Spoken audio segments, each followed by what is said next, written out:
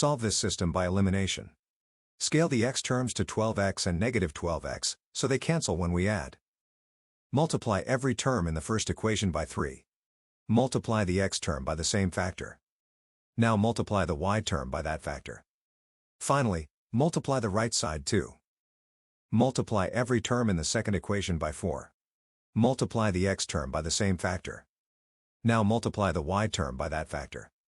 Finally, multiply the right side too. Add the aligned equations. The opposite x terms cancel. The x terms cancel. The y terms combine to 1y, and the right sides combine to 5. Divide both sides by 1. That leaves y equals 5. Use y equals 5 in the first original equation. Replace y with 5. The remaining x term equals 44. Divide both sides by 4. X equals 11.